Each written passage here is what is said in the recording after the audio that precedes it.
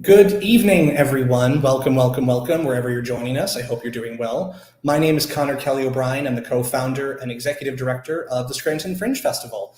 Our applications for our 2022 festival are currently live. The 2022 festival takes place September 29th through October 8th throughout downtown Scranton. Stages indoors, outdoors, and anywhere your creative ideas might take us. This is a big year for us, especially coming out of the still ongoing COVID-19 pandemic, but we are doing things differently and on a larger scale than we've been able to do the last 2 years. We have two amazing guests with us tonight who are going to join me momentarily to talk about that. I just wanted to reinforce we are here to take your questions about anything Scranton Fringe Festival related, whether or not it's about the festival. We also have some upcoming programming this summer before the festival. We'd be happy to answer those questions. If you are watching this after we went live, you can always email us at info@scrantonfringe.org or visit our website, scrantonfringe.org. We also have a guest from another organization we work with and love working with. And if you have questions for them or their work separate from the festival, we are happy to take those questions as well. Okay, that out of the way, our first guest that I'm going to bring, I shouldn't say guest, our first collaborator I'm going to bring to the live stream is the Fringe co-founder, managing director, Elizabeth Bowen. Hi, Liz. Hi. How are you tonight? I'm good. How are you? Doing well, thank you. So you and I have been running the Fringe since it began. We started the planning stages in 2014, first festival in 2015. Just to give those that might not be familiar with us a rough idea, what is the Fringe Festival in your own quick words, and why do we do this crazy thing? Yeah, that's a really good question that I have not been able to answer in all of these years. I mean, it is fun, but the Scranton Fringe Festival, I think, has evolved into a platform. We used to say it was a 10-day, 12-day, 5-day, however many day festival of the performing arts. So that's one way to look at it. It's a festival of the performing arts. But I think at this point, especially since the pandemic, it's also helpful to look at us as a platform for different kinds of arts. We have visual art exhibits, we have the Story Slam and the Big Gay Story Slam, and all of these other things under the Fringe umbrella that we do throughout the year. Mm-hmm. I was just saying we produce podcasts, we work with other organizations to do so much creative work. So just to give people a quick idea, 2015, we began the festival. It was 4 days long, Thursday, Friday, Saturday, Sunday. Yeah, it was a 4-day festival. We had about 2,000 or so in attendance. Amazing. 2019, our 5th anniversary festival, we had over 10,000 in attendance, and it was like an 11-day festival. Then the world shut down in 2020. So we took a very different approach. And normally the festival is like almost 2 weeks long, 12 different venues, inside, outside, classes, in little spaces in between. We've now grown to virtual programming, of course, that's included. But in 2020 and 2021, we had to pivot and do something very different. And it was called Fringe Under Glass. Tell our friends about that. Fringe Under Glass was specifically born of me being very adamantly against doing anything indoor. And so we all put our thinking caps on together, and we came up with the idea of having the artists be inside storefronts downtown under glass, and the audience moved from space to space. So we had 5 or 6 different locations in a walking distance, reasonable amount of space, plus an intermission location where you could get drinks and food. And we have these really cool headsets that Silent Sound Systems have provided to us, that we can have our audience walk from location to location with the headsets on, and then they can hear the performers under glass. So we don't have to have, noise complaints or big broadcasting noises on the street. Yes. So for 2 years, we've done that. It's been a big hit. People like it. But the problem with that method is that each performance is about 15 minutes long versus our usual hour-long performances. So this year, we're trying to go back as much as possible to normal. Yes. Different inside venues, which is terrifying me personally, but I think we can pull it off. I think we can too. If you go wherever you're watching this right now, if you go to the comment section, You can go to our website, scrantonfringe.org, to view the application, to learn more details of the kind of things we're looking for. We're taking a very open arms approach while still being as COVID safe as possible. Indoor, outdoor. If you do want to go behind glass, we are willing to consider that for certain pop-up locations. Anything and all in the performing, visual, literary arts, creative, community, and culture. When we did Fringe Under Glass, this is a perfect segue to our next collaborator we're going to bring to the virtual stage. The first partner and organization that joined us was one of our most active creative allies and collaborators. We've been working with the Black Scranton Project and their CEO, Glynis M. Johns, I think since 2018, if not maybe a little sooner. And we are so proud and grateful to have grown that partnership.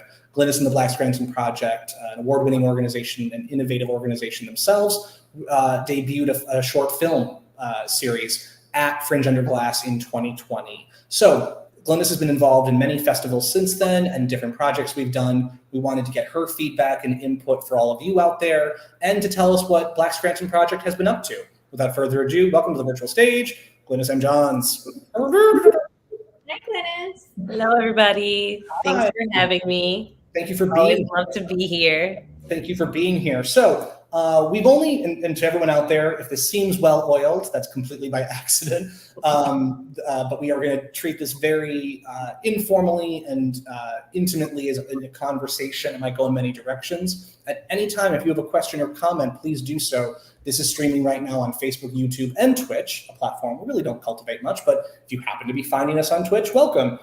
We do have a comment from Kimmy Leff that says, hello, Connor and Scranton Fringe. Not that I want to rush the spring summer, but I'm so excited for the fall. Us too, Kimmy. We agree. Hi. Thank you. To see your aesthetic. And shout out to Heather Patricia, who just loved this and is watching us along with other friends. Hi. Comments, questions for us or Glynis or all of us, please comment below. So Glynis, let's start off just general. How are you doing? How is Black Scranton Project doing? What's going on? I'm doing really well, actually. Black Scranton is being successful. We're doing a lot of great things out here. And yeah, so just been trying to prioritize a little bit of self-care in the midst of, action and building and community-centered things. But yeah, I'm blessed to say that I'm well. I'm doing fine. Everybody's great on this side and still creating, still doing fun things in the community.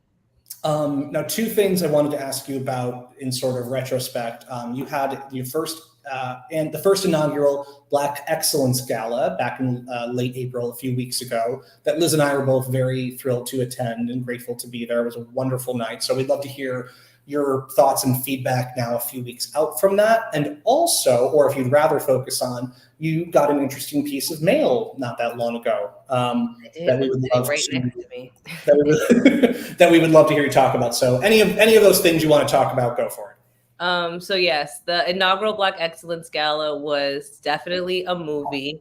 It was an epic event, a great time. It was just so beautiful to see all these people come together in this room for a fundraiser event, which we've never done before. Also, shout out to the Scranton Fringe for being a part of the night and being one of our awardees as our Allyship to Advocacy Award winner for the work that you guys do in the community and always spotlighting marginalized communities, marginalized voices. And I think it's really important, the work that you guys do and also the support that you've given to not just me, but to Black Scranton as well. The gala was fantastic. I honestly think it was probably one of the most diverse rooms Scranton has seen, maybe ever or in a long time, between the age diversity, between just like the racial diversity. Everybody was represented and it was really, really amazing. I'll say it was definitely one of the most stressful events that I've ever put together. But at the end of the day, it turned out to be a fantastic time. Like I said, everyone looked gorgeous. Everyone had a great time.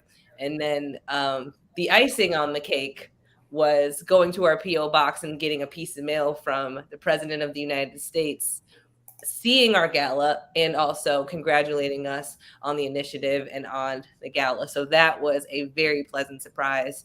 It wasn't just a random situation. I will say that when the president came to Scranton, I actually hand delivered him an invitation and I said, you should come to this. And handed it off to his like assistants or whatever. And obviously he wasn't able to come, which I didn't think he was. I didn't think anything would actually come from it. I just said, you know, shoot your shot, give him the invitation and say, hey, can you give this one to Kamala? And yeah, so he wrote a nice little letter. It's right here. I have the envelopes. It's still in here. I mean, I also framed a reproduction of it that's also sitting right here because I need to take it to the center. But yep, we had to put it, you know, in a frame so people can see it in the center and That's things. so cool. Very, very cool. Yeah, so he basically acknowledged us for the gala and, you know, the work that we need to do and reflecting on Black Americans and having to celebrate things. And he also mentions how much he loves the Electric City and that, you know, he loves when people love Scranton. He could have said something else, but, you know, we'll take what we can get. That's amazing. We have a comment here from Heather. Hey, folks. Good to see you. Hey, Heather. And hi, Heather. Thank Our you director of programming at Black Scranton Project. Wonderful. So let's, I'm going to sort of pivot this back through the wonderful letter. You know, when you first began the Black Scranton Project, you know, I think it's important to always note that as wonderful and in relative terms as you know, many short years this has come together, it did not happen by magic, and you weren't receiving letters from the President of the United States from day one, shall we say. No. So I'd love to hear your feedback on, especially when it comes to arts and culture, just because we're here to talk about Fringe, and an arts festival, which is founded on the arts scene of this greater region. Liz and I always say that, you know, while we are very proud of the work we've done, that the festival could not have existed if there wasn't already a foundation here in a wonderful, diverse community to begin with. Maybe that diverse community hasn't always been represented diversely as it should be. So I'd love to know your feedback on just from day one Black Scranton Project to today, May 15th, 2022, from an arts and culture perspective in the greater Scranton region. What have you seen improve? What do you think still needs a million miles to go? Just your honest thoughts. I feel like from start to now, I'm definitely seeing a lot more inclusivity in the art scene. I'm seeing a lot more artists putting their work out there to share in the city of Scranton, which I think a lot of artists of color kind of felt like, why would I put my art into this space if it's not going to be received in a way that is worth their time or worth, you know, sharing.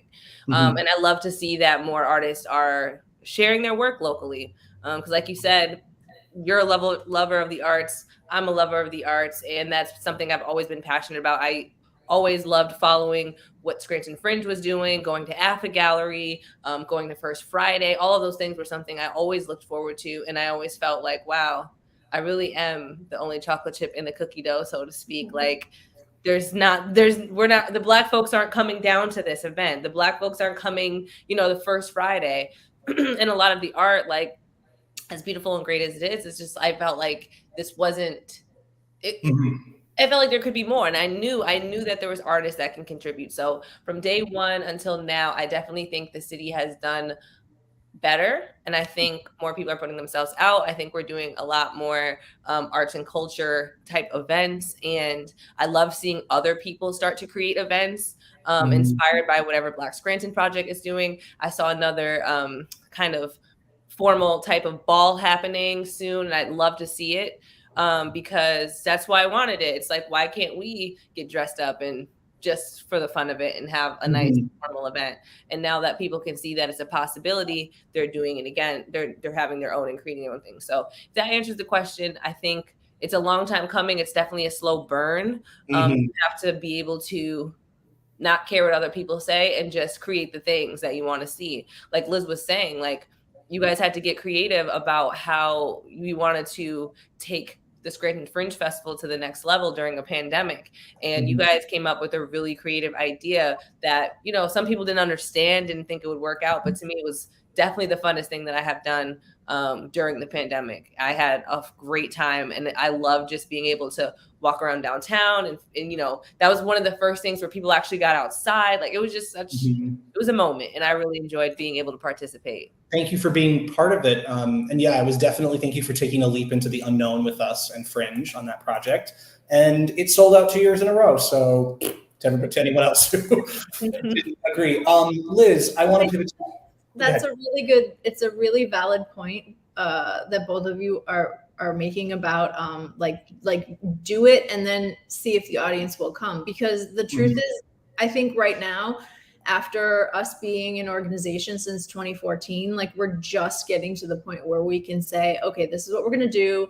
And we think the audience is going to show up, but if they don't, we're still going to be able to break even. Like that's so for us, to Glynis's point of like loving new organizations pop up, loving to see new events. Like we love to support other people doing whatever they want, and to try to like give tips of like, okay, here's like your best option if someone show up, or the audience will be there, or here's how to get a grant to support yourself in case the audience doesn't show up. Because I think that's like what came first, the chicken or the egg? What you're saying, how like there's all these events that people don't go to, and then there's events that people go to that have been going on for 30 years, and it's like you have to find that sweet spot of being able to produce the event and having the audience and keeping the balance. That's the tricky part for us.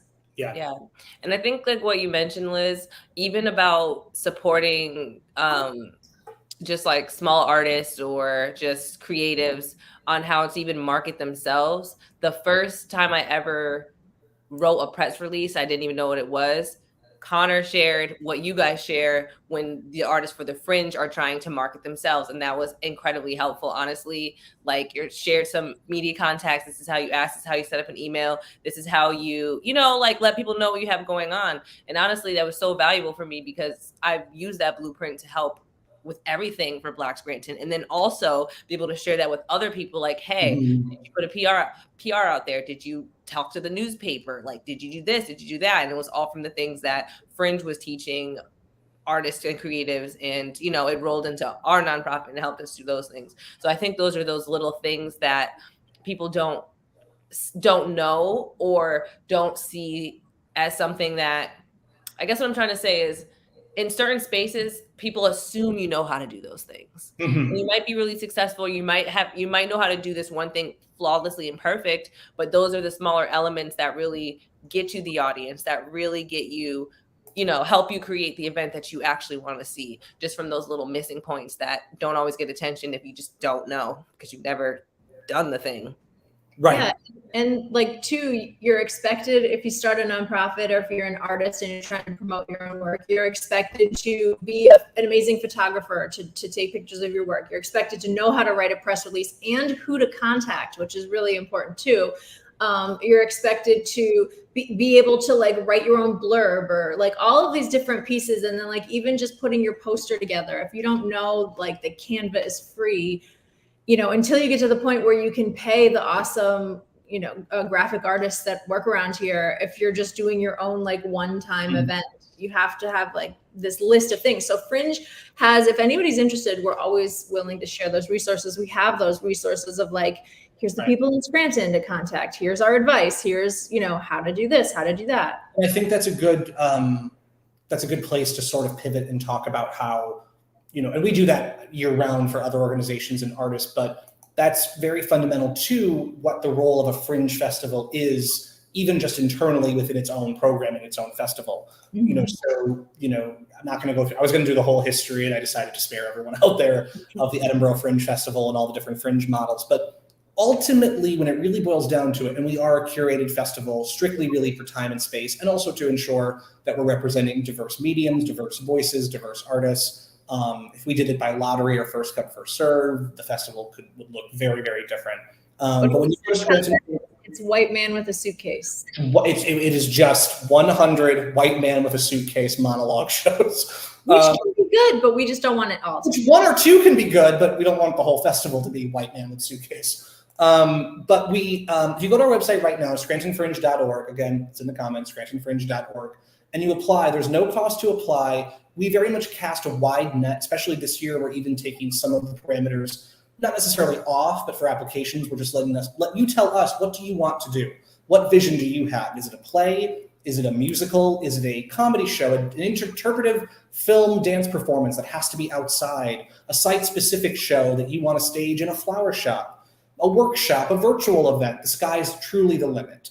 And again, I think it's important for us to mention, there's been years where, and I can't think of any example, but someone applies, let's say in 2016. We may not be able to really find a place for you or help you bring your vision to life for 1 to 2 years. But if you stick with it and you're passionate about it, we will find a stage and a space for you in the festival eventually. Especially if you come work with us as a volunteer or engage with our programming elsewhere. What I was going to say though is that once we have the festival lineup locked down, it's individual artists, ensembles, theater troupes, cultural groups like the Black Scranton Project, more or less doing their own thing, with the exception of a few special programs and projects that we directly produce or co-produce. From there, we provide you your venue, here's your tech, here's general marketing. We like to say we promote the festival, but you have to promote your show, your event. But even that, we do a workshop every year. This year will most likely be virtual to make it even more inclusive and accessible, where we teach people how to write a press release. Here's a list of all the marketing people with deadlines that you should be contacting. Here's how to navigate Northeast Pennsylvania arts and culture social media. So if you're out there thinking of an idea and you're not sure, apply. And the worst case that happens is maybe it's not a fit for this year or next year, or maybe you need to go back to the drawing board. At least with us, maybe somewhere else it would flourish and do great.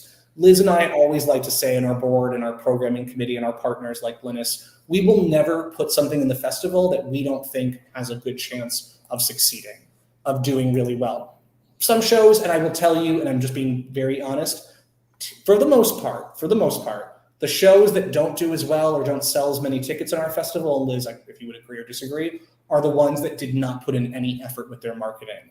There could, and by the way, budget and size and spectacle doesn't always translate. There could be the most modest touring artist, one-person show that sells out or at least hits a huge number of ticket sales because they put in the effort with the resources we provided. So I thought that was a good point to discuss while we were talking about how to write press releases. Like those sort of things do intimidate people from not pursuing, let alone starting a whole nonprofit organization, just getting their own little creative project off the ground. And so we at Fringe don't let that be the barrier. You do need to invest something in your show. You need to bring some kind of financial investment to the table. We work very hard to subsidize things like venue and tech and marketing support and insurance and box office staffing, so that don't let a huge and even lodging. Don't forget that. You often find discounts or places for people to stay. Yes. If you're from out of the area, COVID's probably going to make that a little harder this year with finding private housing. But I can guarantee you, as Glynis's point, we're still going to find private housing for a lot of people. We always provide discounts at hotels downtown or elsewhere. We really marketing opportunities. Once you're here, this person's doing like a compilation variety show. Go perform there with them for 5 minutes and pass out your flyers. We really do a lot. We are so excited to bring the festival back to this scale that we are doing so in 2022. And we've gotten a ton of great applications, but we wanted to really, since we haven't done this in this way since spring of 2019, we wanted to really come on here and sort of answer questions, handhold a little bit. Glynis, let me ask you a very bold, a very self-serving question. Why should someone apply to Fringe, regardless of what they're doing? From your experience, both as a producer, an artist, an actor, I remember in one of the Fringe Under Glass. Oh yeah, I almost forgot about that. But also as a leader in the arts and culture community of this region, why do Fringe? What is the motivation? If someone was on the fence, what would you say to them? I would say friends and community, number one. Like everybody that participates in the Fringe is so kind, so cool. I met so many of the coolest people just being involved. And if you are trying to find people in these theatrical spaces or arts and culture spaces, this is a great place to be able to do that. You will find all of the people. You will find your tribe if you just apply, honestly. So I love that. Thank you. Liz, what would your answer be to that question? I think for me, I'm a writer too. So for me, from that perspective, the best thing is you're getting a lot of things done for you. You're getting your venue booked. You're getting your press as a whole, not for your individual show, but for the festival. You're getting all this extra press that you wouldn't have otherwise if you just produced your own play at any old day. I think the benefit of that it is this almost the same thing that Glenn has said, because it is the community, but it's having like your foot in the door already, instead of having to think about, okay, what's my budget for tech person, what's my budget for venue rental.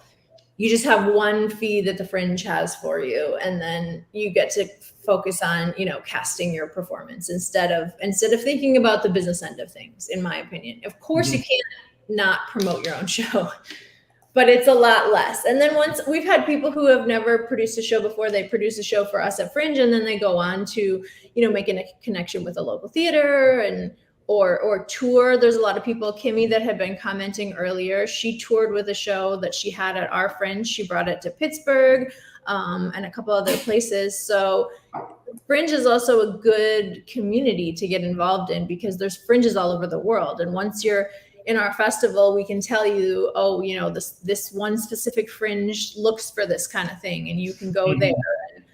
And these are the resources they'll give you, and then we can also help you out too behind the scenes. So I think that's valuable. One thing that I wanted to mention, this if you go to scrantonfringe.org and click on the apply button, this is all there. But we kind of had, in a little paragraph, we had listed what we are looking for, and I'm going to read it off real fast. We are looking for creative projects that engage a wide range of community, new takes on old works, newly created theater pieces, quirky, unusual, vibrant, and creative theater, online and virtual works as well, cabaret, dance, puppetry, magic, musicals, immersive theater, circus, solo shows, children's programming. I want to emphasize that and come back to that in a second. Site-specific performances, public art installations, creative workshops. We will also be accepting film, and that's something we're working on with the Black Scranton Project. We're not quite ready to announce that just yet, but please keep an eye out that, especially for our BIPOC film creators and makers. That is coming soon, we promise. If you want to apply with that, and even in this application, that's totally fine. Go for it. We might just have a slightly separate call in addition. Public art installations, creative workshops, and any other type of public creative programming, in-person, virtual, indoor, outdoor. We can't accept everything. We already have more applications, I think, than we can handle, but we want more, because the bridges that we can build, to Glynis's point, to Liz's point, community, we can, everyone's welcomed on the Fringe. Even if we can't take your show this year, there is still opportunities and ways to engage and be involved. I want to give a quick mention, if anyone's out there and has questions, especially if you're looking at the application, whether it's broad and in abstract, like what we've been talking about, or very literal and specific and based on logistics. Please, please, please ask your questions while we're here, or drop us an email. Does anyone have a particular favorite Fringe, either of you, moment over the years? Was there, and I know we talked about a lot of ways we've all worked together, but is there a specific, and I'm not saying necessarily like your favorite show, although you're welcome to say that as well. If Liz, you can't say that. No, but if there was a particular moment or just an experience that really jumps out at you. I have one in the back of my mind, but I want to open it up to the floor first.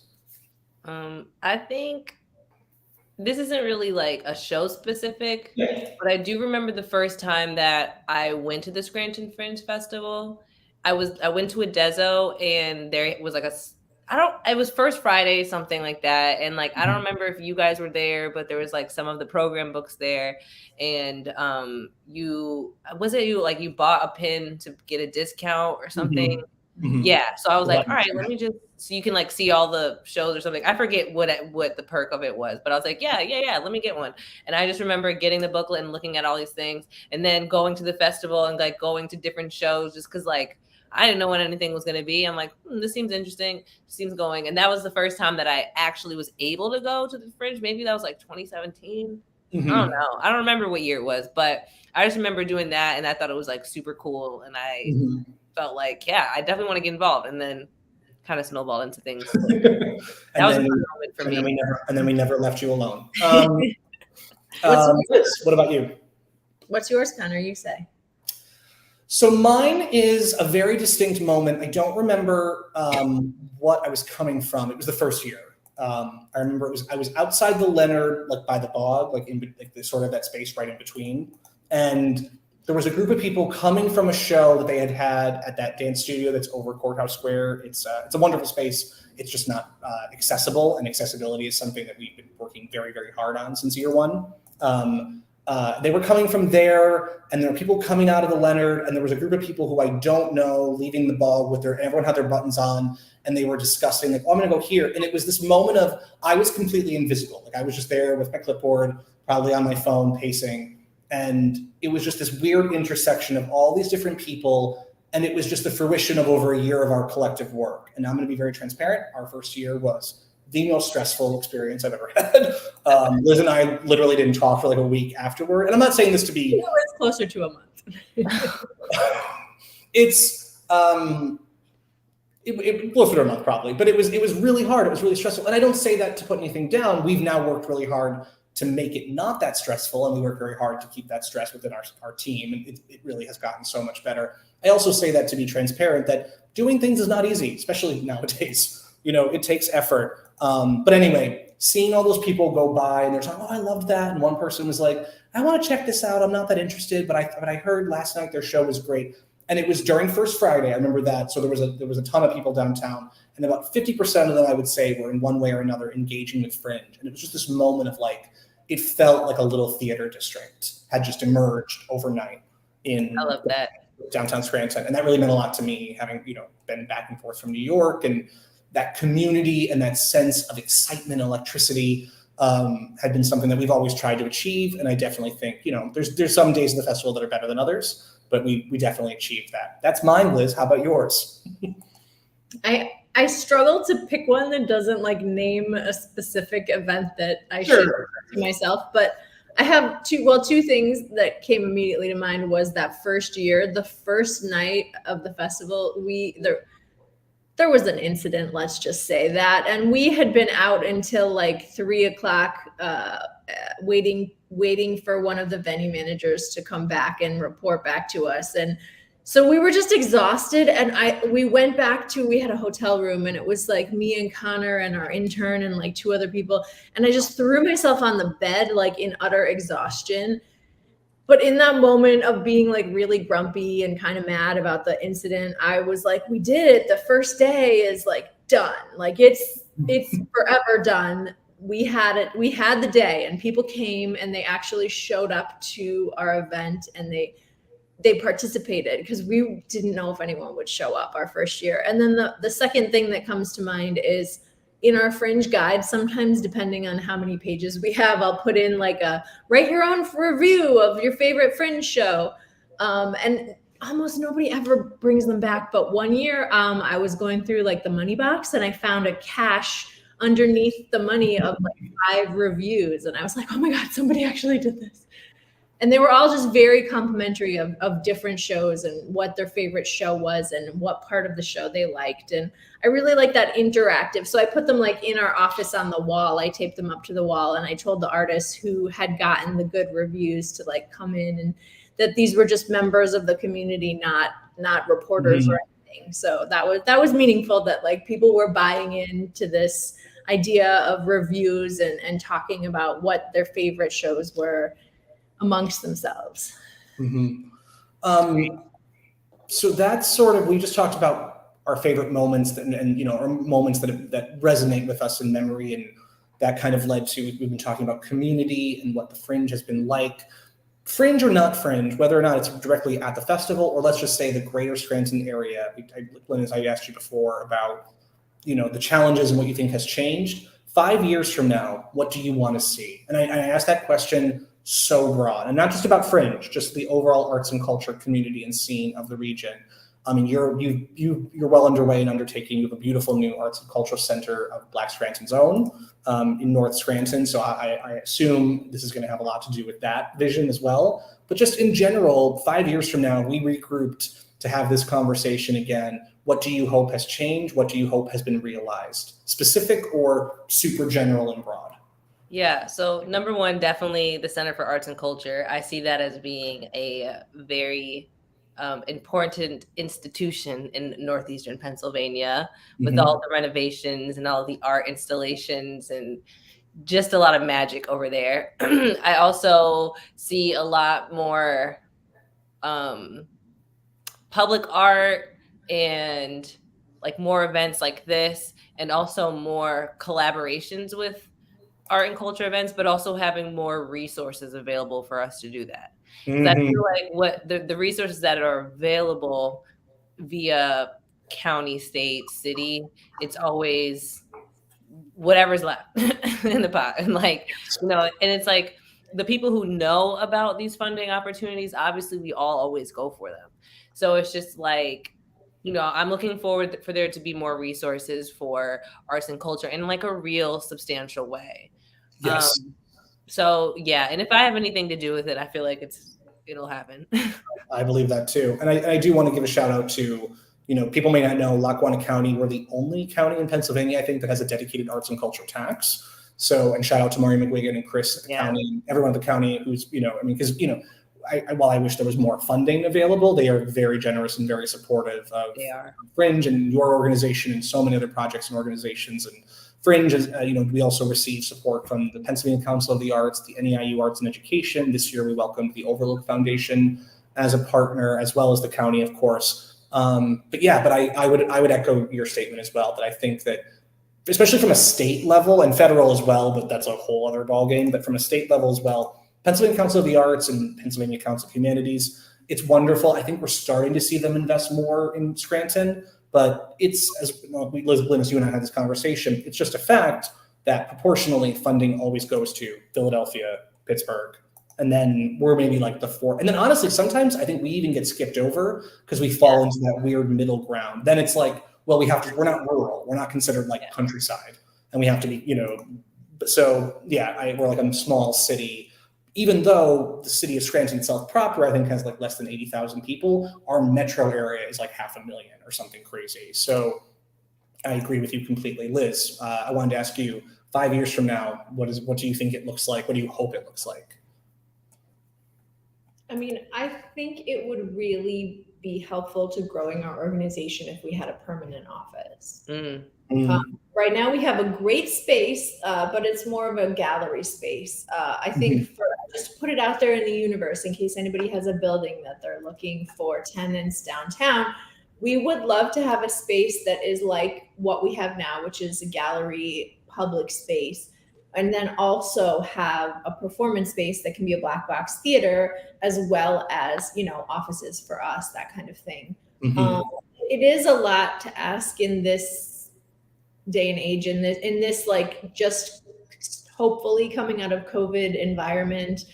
But I think that when we have a full-time year-round office space, we do so many things that we haven't been doing because of COVID. Like we'll have writing workshops, or we'll have art classes for kids, or, all sorts of different things that pop up in community spaces that I'm sure that you're going to do at the Black Scranton building too, where you have, every day there's somebody else come in and do something different. We used to do that when we had a full-time office. So I would like that.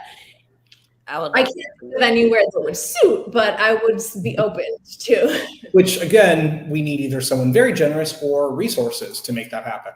Because it's hard. And again, we do have a budget. If someone, I remember someone asked me the other day, it's like, could we afford to pay full commercial rent for that? Sure. And that'd be the only thing that we did. And our entire organization would become just about making overhead. That's especially for us too, because the grants that we get, we could get money for rent, but we focus on paying the artists that we have involved in our programming costs. That's always the most important thing, is paying people first. So that's why we're not like sinking everything into rent. But you never know. There could be something. Yeah. Fundraising, it's hard.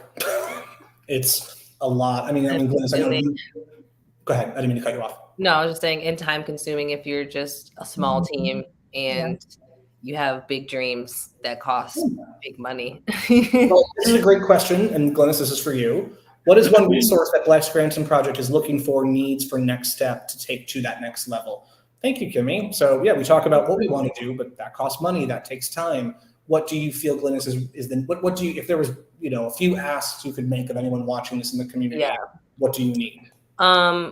Always money, but right now I'm looking for like I don't know if this is a person or what, but someone who could manage all of our renovation projects and be the person to help me get those things going, because I have a specific way that I want those to happen in terms of turning this bank into a community center. And a lot of places that do reconstructions and renovations and stuff, they're not thinking in terms of sustainability. They're not thinking in terms of like, how can we make this energy efficient, or like, how are we putting in the best lighting? How are we making sure the wire, like I want it to be efficient, looking out for the environment type of building. And a lot of people don't care or don't want to, or like they're just looking for the money and like looking to get the project done. So I need somebody who would be like project manager and wants to do that stuff, or obviously have the funding to then be able to do those things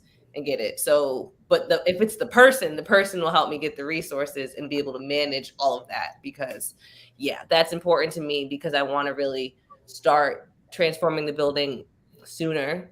So yeah, that's kind of what I'm looking for. Now I'm starting to look for leaders and leadership.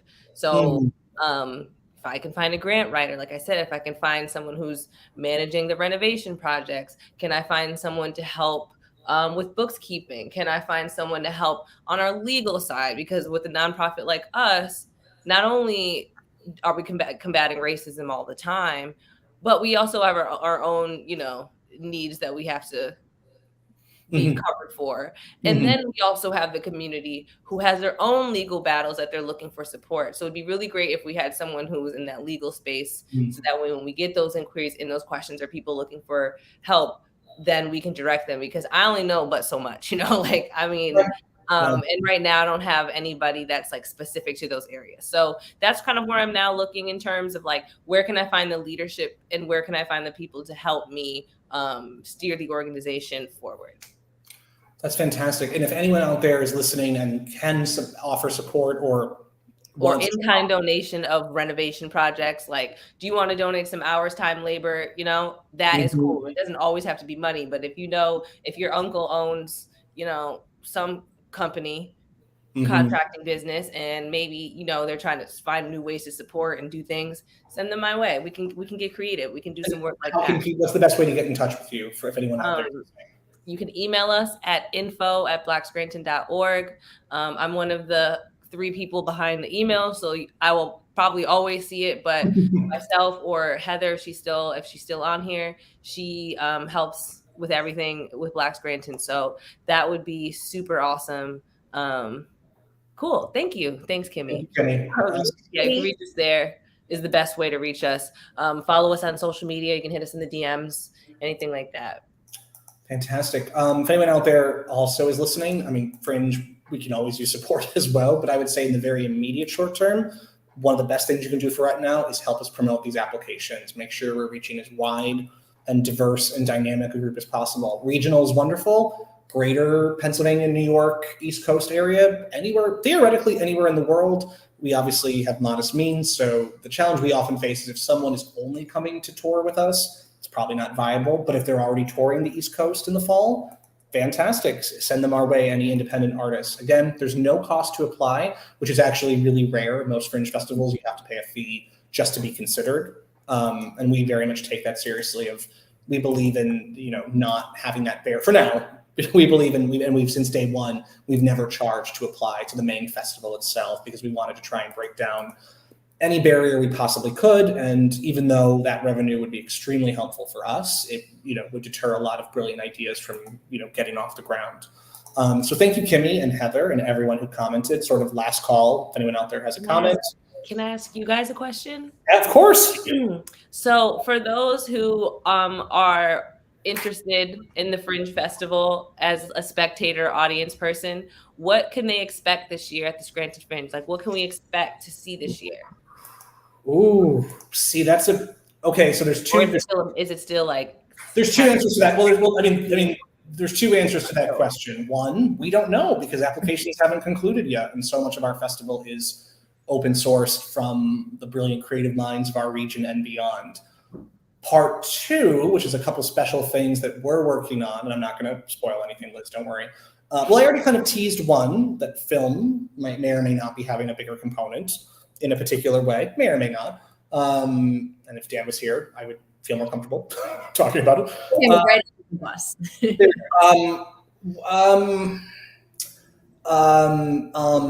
Spectacle. I'm going to say that. That's the one word I'll give you.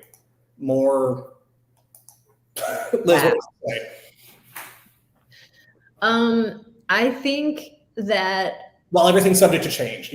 That's everything is subject to change. We are planning some fun and some things that we do every year and also some things that we've never done before. So I think from the fringe end of planning, I think we have a few tricks up our sleeve. And we have gotten applications, and I know I've seen a couple that I like, but we don't know what is going to be at the end game. We have to have the programming committee meet and decide and figure that all out. But I think it is exciting to dive back into full length shows. So for me, I'm mostly focused on shifting from the Fringe Underglass to the main festival idea. Got it. Yeah. And I didn't answer the question about what you see for 5 years in Fringe, and I'm interested to know. I see us in our. The thing is, we are developing some really cool partnerships with like the theater at Lackawanna College, and that's I want to give due credit to them. We're doing a really cool show called Mr. Burns, post-electric play that Simone Daniels directing. That will be July 20th through the 23rd, I believe, 21st to the 23rd, something like that. So I don't want to we'll never stop working with other venues, and we very much want to get our programming into the Black Scranton Arts and Culture space on Main Ave when the time comes. And I know we're super excited too. So I never see us stopping from going out because I think that's what we're for. I do agree with you that I do see probably less than 5 years, but I do see us having more of a permanent home in one shape or form. I just think it's simply going to become a necessity at one point where we have to. As Glennis, you came to that conclusion as well with your own work and organization.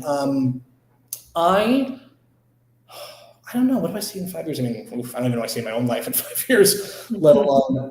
I see us being a constant factor in the conversation of not just Scranton, but this greater arts and culture community. And I think we need to start really broadening what our region means. I'm working with this amazing festival up in Narrowsburg, New York. It's an hour away. Obviously it's not something we're going to get in our car and go to every day, but I think bridging the physical gaps while we continue to bridge communities, and metaphorical, I think is really, really important. And I think, I think we can all agree that, through, the work of people like us in this virtual space, up to literally the spotlight that was cast on us because Scranton kind of became a metaphor for America in the last presidential election, to that damn train, if it ever, gets here, and I don't know what our feelings on the train are. But I think that Scranton is going to continue to become more and more in our country and this region's narrative. And I think that as long as people like us and the next generation too, which we have to start making room for, which is scary to say that, because I think I'm going to summarize this long rant. I hope that we as an organization are further along in our own space. I hope Black Scranton owns 10 more buildings and is further along in its development and has full-time, multiple. I hope we all have multiple full-time staff. I hope that we hold the door open a little easier than the door was held open for us. Amen to that. That's a good way to put it. That is a great way to put it. And I don't want to make it seem like I can only speak for Fringe and myself personally. I don't want to make it seem like we didn't have helpers and we didn't have support and we didn't have, but it could have been easier. It could have been so much easier. We could be years ahead where we are. Glynis, would you agree from your organization's perspective? I agree. I 100% agree. There's so much resistance and there's so many roadblocks and there's so many things that you just don't see, because you guys know as organizers and founders of an organization that there are so many things that you have to do to make it look a certain way and I'm going to tell you, as someone who's participated in the event, as someone who's just been an attendee and just, seeing from different angles, you guys make it look so sexy and so flawless and so fun and so cool. And meanwhile, you guys are like, yeah, but inside you're like, but you do too. Ticketing goes by smoothly, communication with people, you guys whatever you do in the background that we don't see, you guys are doing it. And so Liz, what was the most important piece of advice and you've given me 10 times more, but what was the first piece of advice I gave you year one? They don't know what it's supposed to be. They don't know what it's supposed to be. We could plan 10,000 seat events under a circus tent, and then it ends up being 5 chairs under a 5 by 10 chair, and they didn't know what the first plan was. So that the audience is they will meet you where you are. I love that. They will meet you where you are. Because that's the thing about Scranton audiences, and I think it transcends all socio-racial, LGBT, sexuality, gender identity backgrounds for the most part. Scranton audiences are so hard. They are so incredibly hard. But once you have them, once they've signed on for you, they will follow you to the ends of the earth. And again, of course, some individuals are going to leave you, and some but like, I'm sure if we sat down and could do like a matrix giant computer screen of like the 500 people that come to everything we do year round, or at least are seen at some point in the year, I guarantee you there's not only a lot of overlap, but we could both our organizations could do that of like, because there's a twisted coal mining industry minded loyalty that and that's the reason why the expression was, if you could play Scranton, you could play anywhere. When I say play, I mean and audiences of anything, audiences in terms of donors, audiences in terms of literal audience members at your events, at your performances, at your art exhibits. The audiences here were because you had everything from the rich coal barons to the immigrants and the people in servitude that were working in the coal mines or working in the stables or simply were not, and everything in between. And Glynis is the historian here and would be give better examples than I am. But there was something to be said about if you could appeal to all those demographics and make them like you, then you're set for wherever you go. It's like the perfect case study, demographics test that you can imagine. Let me ask you a quick question, and this might be the wrap up of the evening, unless anyone else out there, or if either of you have questions for each other and ourselves. I have one last question for you guys, but go ahead. No, you go first. I'll remember mine. Go ahead. Okay. So my question as an organizer and founder, what is your favorite part about putting together the Scranton Fringe? Because, every time we do these things, we're like, why am I doing this again? And it's like, there's these things this is like your why, and why you keep going for it. And I'm sure there's like certain particular things that are always like a little spark in the organizing of these Scranton Fringe. How many years has it been now? This is the 8th one? The 8th one. This will be the 8th one. I will answer that point blank. I know exactly the answer because I was just thinking about it. And this is an answer that's more about me, how I operate my life entirely. And of course, Fringe is a huge part of that. I work part-time, as I did before the pandemic, really as an actor and as a writer and a theater producer and an events manager. And I work contract to contract. I mean, Liz and I are contracted by Fringe. We're not even full-time salary at this point for Fringe itself. So, I jump from contract to contract, many overlap. I teach theater and the arts. I work and help other festivals get work off the ground. I coach people, and everything that we do, I do anywhere you can imagine. And even though it can be stressful, and even though it's a lot to manage, and even though, like you said, organizing, there's times you're like, why am I doing this? Because money aside, money and resources aside, I get to get up every day and see my ideas come to life and help others get to see their ideas come to life. And there is truly, we talk about it, and I think we sometimes take it for granted. Most people, that's not a reality.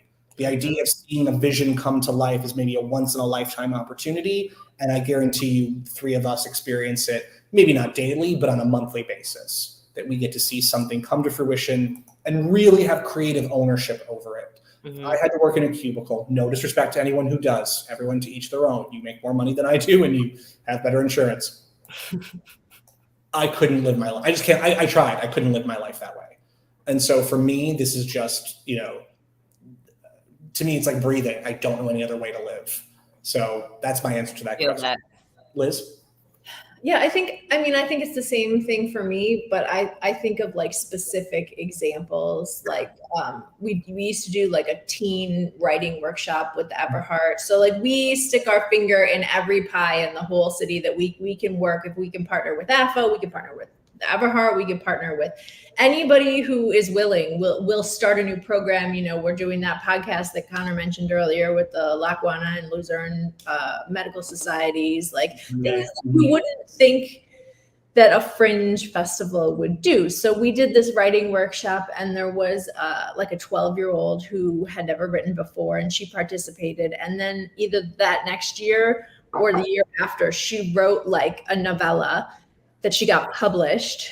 And she basically flat out said, like, I never would have done this without the Fringe Festival. So for me, it's that idea that not only are we providing the platform for people to do what they want, but we're also providing like the tools. You know, we're giving them the space to make a new play. We're giving them the workshop to learn how to write. We're giving them the teachers and like those resources. For me, when I was 12, I had no idea. I wanted to be a writer, but I didn't know what that meant. I didn't have an example in my life. I wasn't involved in the theater as a kid at all. So I didn't know how to get my foot in the door. Everything Liz just said, and for her, a big factor, Liz wants keys to every building in the city of Scranton. And I feel like I don't already have them. Explore. I mean, Liz is the quintessential, whether she knows or not, explorer and educator. I mean, any physical. Liz wants to know what's happening in terms of creative knowledge, and she literally wants to be in physical spaces, which is amazing and is what you need in an organizer. Glennis, same question to you. I mean, you guys pretty much said it all. But for me, what drives me the most, and like you said, like I wouldn't want to be in any other space. I call myself a modern day Renaissance woman because I feel like I have lived so many lives and I haven't even turned 30 yet. But for me, it's just like knowing that one, I am blessed enough that I'm able to everything my basic needs are being covered because of the fact that I am putting myself out there for my community, creating different spaces that didn't exist when I was a child, and also pushing culture, arts, history forward in this city. And it hasn't happened for multiple decades, you know? And every day when I wake up and I think about a new idea, like you said, and I think about, is it possible for me to do it? I don't know, but you never know unless you try. Same thing when I got the bank. Everyone's like, why? They're never going to give you the bank. They're not going to donate to you. What do you think? Like your little baby organization, you've only been established for 2 years. Like, you know, I just felt like this was a window of an opportunity, and you never know what you can get unless you ask for it, unless you try. And so many people are afraid to try. And I think that is one thing that I see as, something dangerous for young people, because Gen Zers and younger kids, they don't know what it's like to have your own voice. Like everything that they see, they consult Google. They ask somebody else. Like everything has shown them. So they don't know to think like, maybe if I open this door, maybe if I put myself out there, like I can have the ability. I'm not like, you don't have to settle for another gatekeeper. So for me, it's just like, I want to be an example for people to say like, you can control your surroundings. You pay taxes here, you live here, you can do whatever it is that you want. So if that answers the question, I don't know, but it's basically on top of what you guys said. It just, you can literally be whatever you want to be and live whatever life that you want to live.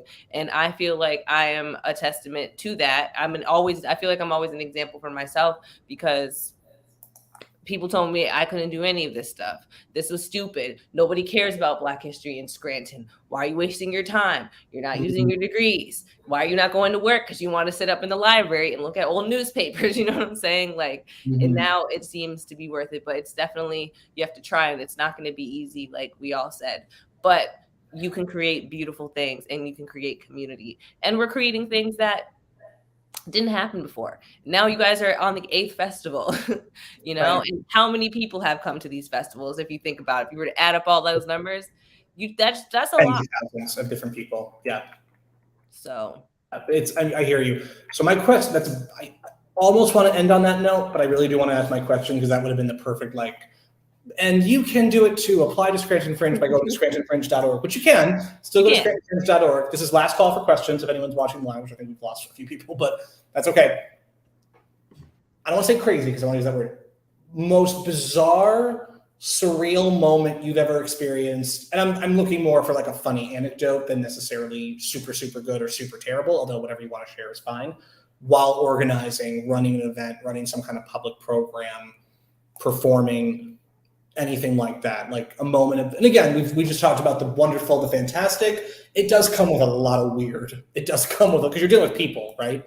Constantly. And it does come with a lot of strange. I already know mine, but I'm curious to hear either of yours. Oh, there's so many weird ones around me. It's like every week is something interesting and weird. I'll tell you one real quick in the hopes it'll give you time to think. There's so many, and there's a couple I really can't talk about because they're a little too intense. Just thinking, I think I know what you're thinking about. Which one am I? Well, I can't give any details because it's very unique. Which one do you think I'm going to say, or which one do you think I want to say but can't? I think you want to say about that one application that we had to reject. Oh no, no. I think you told me that. I don't even want to. Yeah, I don't even want to. We're not going to go there. We've had some very, very intense applications. No, we had a fundraiser once. It was like a year or two before. I know exactly. And the Electric City Bake Shop, shout out to them, made this beautiful cake with like our color scheme, and it was like a fringe thing on top. And if anyone knows, their cakes are smaller, but they're like tall and thin, but they're really like substantial. And we brought it out just to like get it set up. And this is like on the second floor of Posh. And it was like nibbles and food, and there was like some light performances. It was one of our Taste of Fringe events that we do as like a fundraiser leading up to the festival. And some gentleman, I'm sure he didn't mean any harm, and I have a spoon right here, just went up to the cake and literally just like started eating it like as if it was like his giant self-serve, like. And we had to feed like 60 people. And we had to like grab it and be like, oh, we have to take this again, and like we had to cut around any section he touched because he was like double dipping with his spoon and stuff like that. And we had to put. And we tried like, well, maybe he thought like it wasn't like, it'd be one thing if it was like it looked like it was a personal serve size. In which case, like even if it wasn't his to eat, at least it's like, well, maybe he thought it was left out here or something. It was clearly like a cake. Mm-hmm. And it was the weirdest, and it was so bizarre. We didn't get mad. We just were like, we have to fix. Like we took it in the back and we like cleaned around the thing, and then we cut off anything that he would have touched. So we had to throw away a good like eighth. No, it was a lot. It was a lot more. Yeah. That is bizarre and hilarious. It's so weird. And there's a million things on top of that. People who've screamed at me. I was performing in New York once, and a man emptied his colostomy bag in the third row. And mind you, this was like a 200 seat like theater, and like people were like freaking out. We wound up having to like stop the show. We didn't know what was going on. I didn't know what was happening at the time. And I think he had some mental health concerns, and I don't think he meant harm. But it was a lot. And then we just didn't do the show that night. We refunded everybody, and they came back. That show ran for like 3 weeks, so it was fine. Wow. So those are some of my answers. I'm sure if I sat and thought longer about it, you could go for days. So I'll just say two really quick one. Mm-hmm. One, on a more intense note, people are just a lot. But I remember a couple years ago, there was this like rogue little Facebook group that was calling me a terrorist. And the only picture they were using in the group is like a fuzzy photo of me in the Scranton Times. Like, come on. All you have to Google my name and you can get several pages of pictures. I was gonna say, yeah. Like, I'm a terrorist. Sure, friends. Sure. But the funny part is it didn't really reach my desk. I saw a few screenshots, and then, my internet ally shut that down quick. I didn't even have to really see it, but I thought that was hilarious because it's just funny to me. When I had the pop-up exhibit in the Steamtown Mall or the marketplace at Steamtown, a lot of people were coming in. This woman would come in like every other day and was like, oh, this is cool. And I have this like jewelry pin that I want to show you. It's like a Black woman on this pin and it's so rare. And I've never seen anything like this. I have to show it to you. I'm going to bring it in. I'm going to bring it in. It's old. It's old. It's because she just had to be in her late 60s, maybe 70s. She's like, it was my grandmother's and it's like antique and it's beautiful. And I've never seen a Black woman on a pin or brooch like this ever. And I'm like, yeah. Bring it in. She's like, do you know who it could be? Blah, blah, blah. So I'm like, all right. So, she seemed a little, whatever. Like, I don't know. She just seemed a little wacky, but I was like, yeah, entertaining her. Said, bring it in. Whenever you remember, bring it in. I'd love to see it. So one day, she came in. She's like, I brought it. Okay, I brought it. I said, okay, cool. Let me see it. And, it was in a little box. She opened it. It was a brooch. And as soon as I saw it internally, I just laughed so hard. I could not laugh in this woman's face. You know those like brooch pins with a silhouette? Like it's like a cameo, like a silhouette, And usually the silhouette is like like a little piece of porcelain or something, and then it has like a little white silhouette of a person, of a woman or something. But because it was so old, it had browned over time. Oh my God. And it's clearly the silhouette of like cameo that had faded with. Yeah, I mean, but of the silhouette, you can tell it's probably just a curly-haired white woman Victorian style silhouette. You know what I mean? We've all seen those brooches. They reproduce them, whatever. But when I saw it and I can see how it browned with age over the decades, I was like, oh, wow. She's like, yeah, you want to take a picture of it? Like, isn't it amazing? I'm just like, yeah, let me take a picture. I'll have to dig it out of my phone and send it to you because you are going to laugh so hard. She was so excited.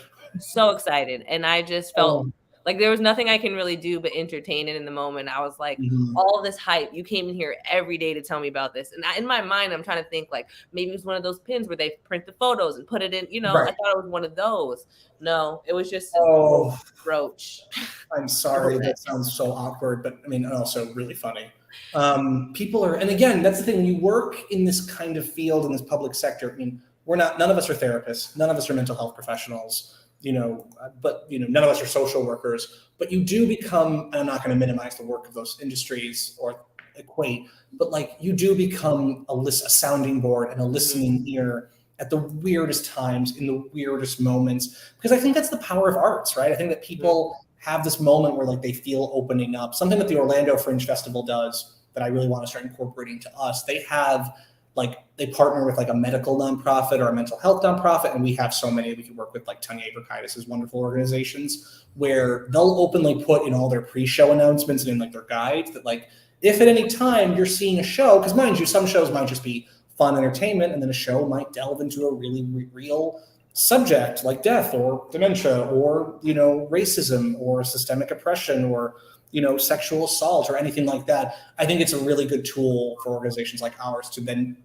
not as we can't solve it in that moment on site, but to be able to direct them to some resource or something like that. Because, and again, that's for the more intense moments. For moments like what you experience, I think you just have to grin and bear it and find ways to laugh. Liz, did you have any accounts or moments you wanted to share before we depart for the night? I think for me, all of my weirdest moments are always just when people just don't read the rules or they don't understand the artists who don't read their contract, and then they like get mad that we didn't read their script and we don't know what like supplies they need on stage, and we're like, that you didn't send us a script, how could we read it? Or when the audience members are like, they're confused about what a fringe is, and they're like, all right, I'm going to tell a story, and I'm not going to say who it was, but this person knows who they are, and I have to share it. Liz, do you mind? Do you care? I was trying to keep it generic, but I have a. No, I'm not really sure who it was. A person who submitted a show. It was a very nice person. Was a writer. They're regional, I should say, and they they needed like according to their script. Exactly the one I was thinking of. They needed a door to like shut and slam. And we make it very clear, at least in that year, that like, we gave them their venue. We don't provide set or prop pieces. If you want to, there's tons of like doors on wheels that theater sets use all the time. If you want to bring that in, that's totally fine. We're not providing that. This person was very upset, and we reiterated it over and over and over. And they wanted to get into their venue like 2 months early. And we're like, it's not just because it's the rules. We do not have access to that space. Like that space is not ours to just like walk in and show you. we're in our office. We had a pop-up office. This person screeches in front in their car, runs in, and like we saw them coming, and we had a very tense but tried to be professional email exchange. And this person comes in very heated and is like, "Oh, I don't understand this, and I don't really have time to talk because my wife's outside in the car waiting for me to take her to the hospital." Liz and I are like, "Go take your wife to the hospital. What the hell are you doing?" First of all, we weren't even supposed to. It wasn't like that is such a regional thing. Like, I feel like stuff like that always happens in the Scranton area. It was the most Scranton thing I ever experienced. And we were like, this is a non-starter. And then we immediately went on like, we were professional defense. And then I could see it in our body language. We both just went like, "Go." Well, it was the most insane thing I had ever, one of the most bizarre things I've ever experienced. And we've worked with that person since, and I think they were just having a moment. Just let me just button that story with the end of it, which is that this person had been begging us for like 3 months to get into their venue. And then I said, "Okay, I will meet you." It's still like a month until the festival. I said, "You know what? I get a key early. I have the key. I'm the key keeper of this." So I was like, "You know what? I'll meet you. I'll arrange it with the people who own the building that I'll meet you on a special time." And I went with one of our venue managers, so there would be a couple of us. And this person shows up late, and then goes in the building, and then we're standing like right at the doorway of the building, just chatting, me and this venue manager. And it was someone who had asked about 100 times to get into the venue. And it was 5 minutes, 10 minutes, 15 minutes, 20 minutes. So finally I went in and I was like, "Is everything okay?" I couldn't find this person. They were nowhere to be found. And I went through every floor of a multi-floor building and I was like, "Oh my God, what happened?" So I call them on their cell phone and this person goes, "Oh yeah, I'm at the restaurant eating dinner. I saw what I needed to see. I went out the back door." Yes, Paula. That's all you could do. That's all you could do. That OMG is in response to 100% correct. Yeah, exactly. Yeah. And again, I understood that it was anxiety because it was a show that they had written themselves and they wanted to produce it to the best of their ability. But it's like, just read the contract and listen to me and Connor when we tell you like when the dates are that you can have full reign of your venue. And then when we try to be accommodating and they go out the back door. If you have a medical emergency happening in your immediate family, that is priority. Go attend to that. It's so weird. Wow. I want to thank Glynis. Thank you so much for joining us. Liz, thanks for jumping on as well. I want to thank everyone who watched and commented. One more time, go to scrantonfringe.org.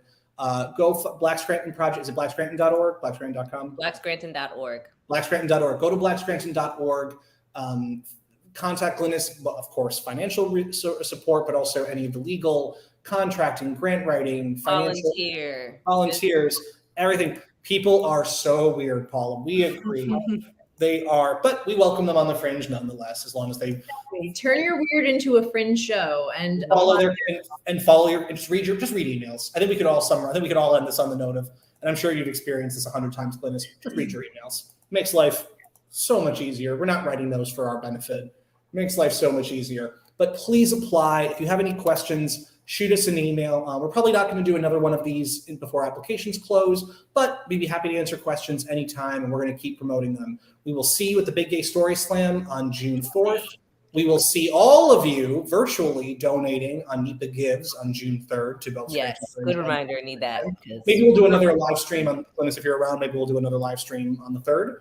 Yeah, that'd be fun. That'd be fun. Maybe like right when it starts at midnight, we could do like a little midnight cocktail. Nonprofit focus. Liz, if you want to join us, maybe we can find a few other nonprofits. Yeah, it's all let's do it. We'll make it happen.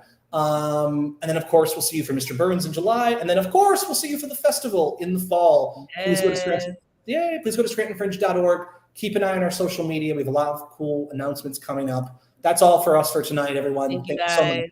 Bye, guys.